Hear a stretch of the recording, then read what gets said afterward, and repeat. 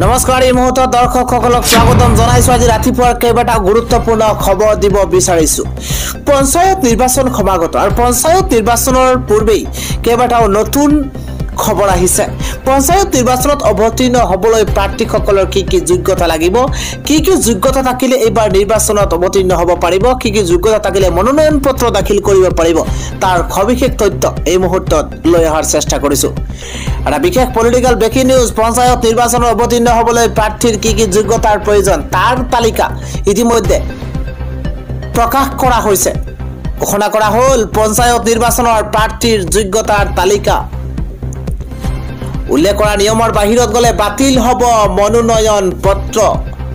এটা breaking news. গাঁও পঞ্চায়ত, আঞ্চলিক পঞ্চায়ত আৰু জিলা পৰিষদৰ প্ৰাৰ্থীৰ বয়স হ'ব লাগিব 21 বছৰ। ইতিমধ্যে উল্লেখ কৰা হৈছে যে গাঁও পঞ্চায়ত, আঞ্চলিক পঞ্চায়ত আৰু জিলা পৰিষদৰ প্ৰাৰ্থীৰ বয়স 21 বছৰ হোৱাটো বাধ্যতামূলক।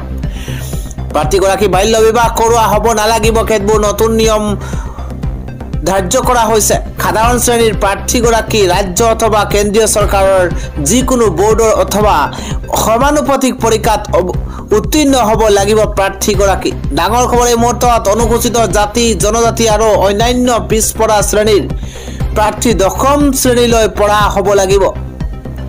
জিলা পৰিষদৰ ৰাজ্য অথবা কেন্দ্ৰীয় চৰকাৰৰ যিকোনো বোৰ্ড অথবা সমানুপাতিক পৰীক্ষাত উত্তীৰ্ণ হ'ব লাগিব প্ৰাৰ্থীগৰাকী।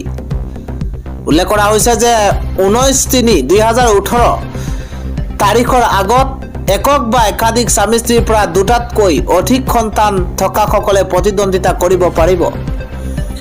9/3/2018 তাৰিখটো ভালদৰে মনত ৰাখিব। 9/3/2018 তাৰিখৰ পাছত একক বা একাধিক স্বামী বা স্ত্ৰীৰ পৰা দুটাতকৈ অধিক সন্তান থকা সকলে প্ৰতিদ্বন্দ্বিতা কৰিব নোৱাৰিব।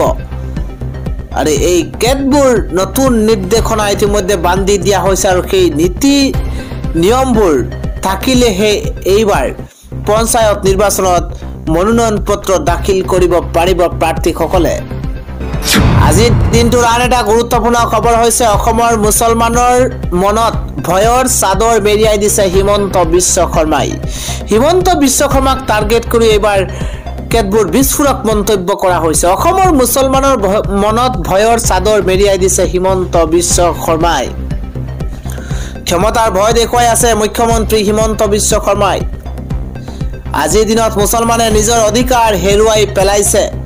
আইনৰ শাসন ব্যৱস্থা নাই। অসমত মন গ'লে এনকাউণ্টাৰ কৰি মানৱ অধিকাৰ উলংঘা কৰিছে।